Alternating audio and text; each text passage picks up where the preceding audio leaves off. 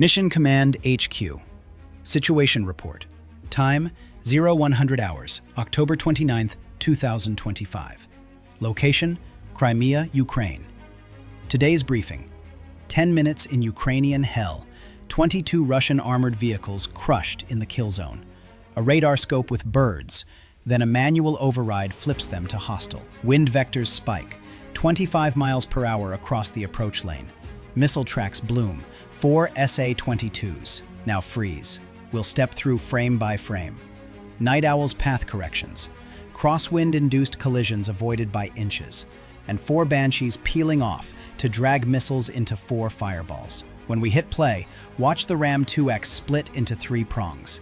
Workshop, warehouse, control, and the moment the factory's roof folds. So how did a tired night crew turn "it's just birds" into a green light for a precision strike on a hardened UAV line? It started months earlier, with a watch and wait campaign. Over 2,000 hours of satellite passes and quiet antennas listening from far outside the fence drew a map you won't find on paper. Who swapped shifts at 0040, when the perimeter radar narrowed its beam for maintenance checks, and the strange dip after 100, when small, slow dots near the tree line got labeled as flocks. The logs showed it wasn't a glitch, it was a habit, and habits are predictable. Ukraine built a plan around that sliver of predictability, but the window was thin. They needed mist trapped over low ground, a small temperature spread between sky and soil, and a night crew willing to let filters do the thinking. No thunderheads, no moon glare, no stray heat plumes off nearby roofs that could brighten the scope. Every hour they scrubbed weather models, not for rain, but for fog density at 30 meters and thermal contrast measured in tenths. When the numbers lined up, the stack rolled. Night Owl, a mission AI, carried the flight plan and kept score on drift. 34 Ram 2X strike drones stayed down low, blades throttled to keep under local noise floors. 10 Banshee decoys led the route, their radar and infrared signatures tuned to look like birds, small cross-sections, slow radial change, warm enough to mimic flapping bodies against cool air. High above, a single pummer orbited, quietly feeding wind shear, temperature layers, and track health down the chain. Modern air defense radars face a messy job near the ground. Trees, buildings, terrain bounce energy back and create clutter. To keep operators sane, filters suppress returns that move slowly, hug the surface, or flicker like birds. These systems weigh size, speed, stability, then rate targets. The trouble is, real birds and small drones can overlap, especially on nights with fog that softens thermal edges and hides prop signatures. When screens fill with noise, crews lean on filters, and the bird bin swallows anything that doesn't shout. That's the logic the Banshees exploited. They took the front lane and gently tapped threat radars. A faint ping here, a lazy turn there.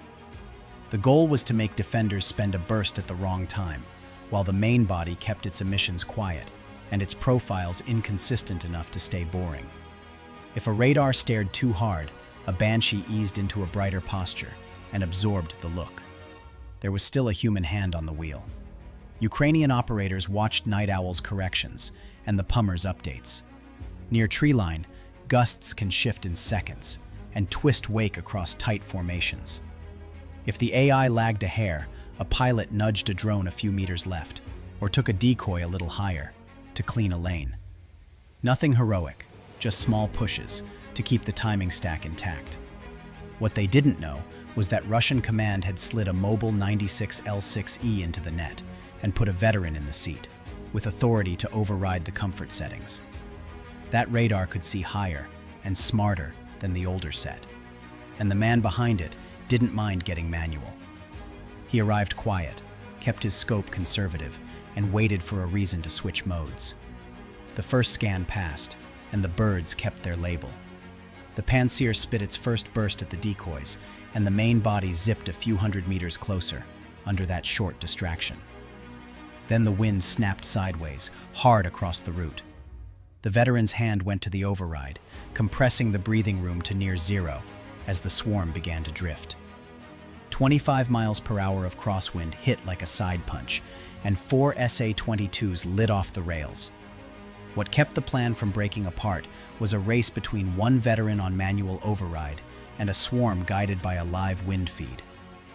The 96 L6E retagged the birds as hostile, with a manual designation push that fed clean tracks into the Pantsir's fire control. At the same moment, Night Owl got a last-second wind update from the Pummer at 15,000 feet and flipped the route stack in under a second. You could see the shift in the flight paths, tiny kinks, as new waypoints appeared, and the swarm's nose came back toward the lane. Down at treetop level, the air turned ugly.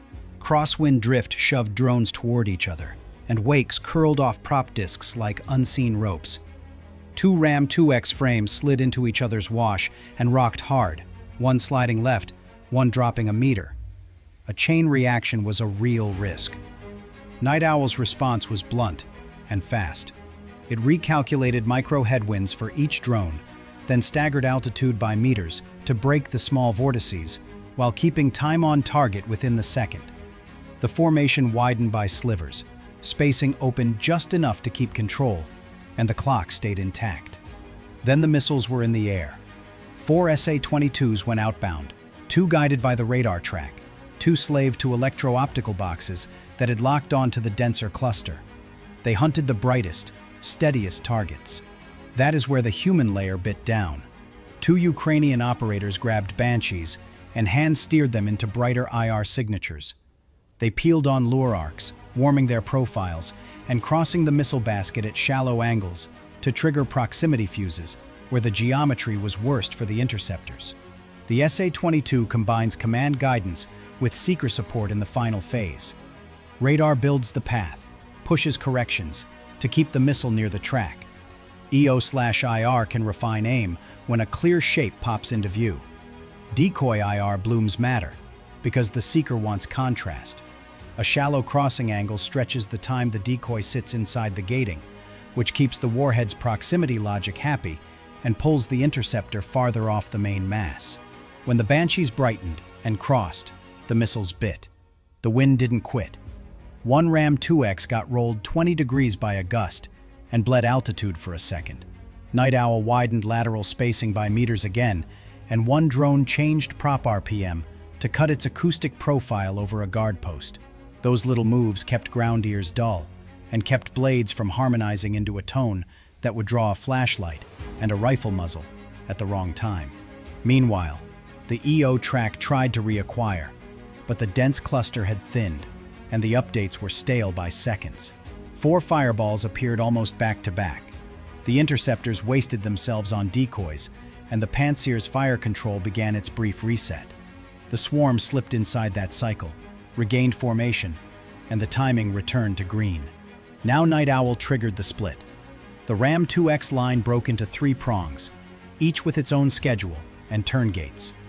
1 prong angled for the main assembly workshop, where frames sat in jigs. Another dipped toward the component warehouse that fed motors, optics, and harnesses. The third tracked to the control building, where test benches and uplink racks glowed under nightlights. As they crossed the last field, the wind eased a hair, and the Pummer's feed confirmed it. A steadier lane, 3 routes, and no more time to think. A single override met a living swarm, and the team that fused real-time AI corrections with human decoy piloting won a 90-second sprint. Night Owl crunched wind and drift. Operators nudged lures at the right angles. That blend beat a fresh radar, and a veteran's manual calls. Modern air power isn't louder, it's smarter. It wins in the thin gaps where gusts shift, filters slip, and judgment decides which echoes survive. The real killer wasn't a shell or a drone. It was the loss of movement engineered days in advance. Once momentum died, armor became inventory, and every weapon that mattered gained time and angles. That's the quiet math behind 22 Russian armored vehicles crushed in the kill zone. If this changed how you think about armor versus obstacles, share it. Tell us where you want the next corridor fight dissected. Drop the town, the road, the terrain feature. We'll pull it apart. Firepower wins battles. Control of movement wins campaigns. Watch the ground under the tracks, because that's where the next decisive blow gets planned. Briefing complete. Subscribe to Mission Command HQ and turn on notifications. The next mission breakdown is already underway.